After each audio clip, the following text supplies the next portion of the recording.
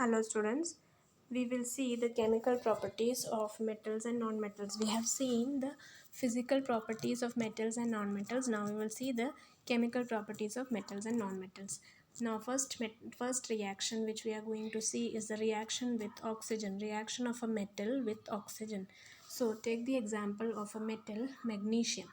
When magnesium reacts with oxygen, magnesium plus oxygen, a compound is formed, that is magnesium oxide. So magnesium reacts with oxygen to form magnesium oxide. Now you can see here magnesium, this is magnesium and this is magnesium oxide. Now another reaction of metal with oxygen is the formation of rust. You might have seen iron nail, they get rusted. So iron is a metal which is Fe. Now these are the symbols which we have used here, Mg, O2, MgO. These are all the symbols that are used to represent elements and compounds, which you will be studying in detail in your class 9th. Here for iron, Fe is used, oxygen O2, water H2O. So the compound that is formed is iron oxide. Again an oxide is formed. There magnesium oxide, here iron oxide is formed, and water. So that is why you see when iron nail is kept in a moisturous environment, or where there is more moisture, there you can see the nail gets rusted. So you can see the diagram here, the picture here, a rusted iron nail you can see here. Now activity to test the nature of rust. Now you have to find out, this activity is to find out whether metallic oxide, we talked about magnesium oxide, we talked about iron oxide, they are metallic oxide, metal and oxygen, metallic oxide. Now we have to test what is their nature, whether they are acidic or whether they are basic. So there is an activity given in your textbook. Take some water in a test tube. To it add little amount of rust, shake it well, and to it you take a red litmus paper and test the solution with that with the red litmus paper. So you know acid changes blue litmus red and base changes red litmus blue. So here the observation is the red litmus changes to blue. So this shows that this oxide, metallic oxide, that is iron oxide, which is here, that is basic in nature.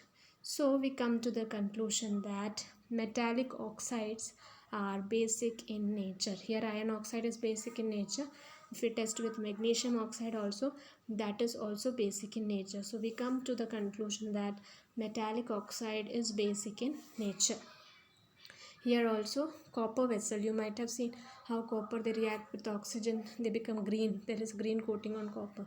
So when a copper vessel is exposed to moist air, it acquires a dull green coating, and that green material is a mixture of copper hydroxide and copper carbonate.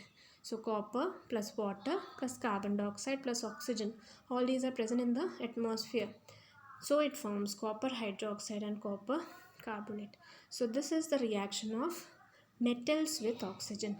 That is, metals react with oxygen to form metallic oxide. That metallic oxide is basic in nature. Now we will see the reaction of non-metals with oxygen. So a non-metal reaction of sulfur with oxygen. So there is an activity given in your textbook.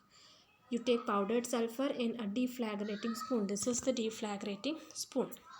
And you heat it. As soon as sulfur starts burning, introduce the spoon into a gas jar. This is the gas jar. Cover the jar with the lid to ensure that the gas produced does not escape. So inside this, the gas, after burning sulfur, the gas that is obtained is inside this gas jar. Remove the spoon after some time. Add a small quantity of water into the tumbler and quickly replace the lid. So you remove the spoon and there is gas inside this tumbler. So put water and close the lid again. Shake the tumbler well. Check the solution with red and litmus paper. So after this, whatever solution you get, we'll check with red and blue litmus paper.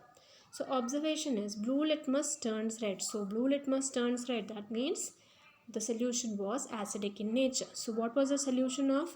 It was the solution of the gas that was produced when sulfur was burnt. So sulfur plus oxygen gives sulfur dioxide.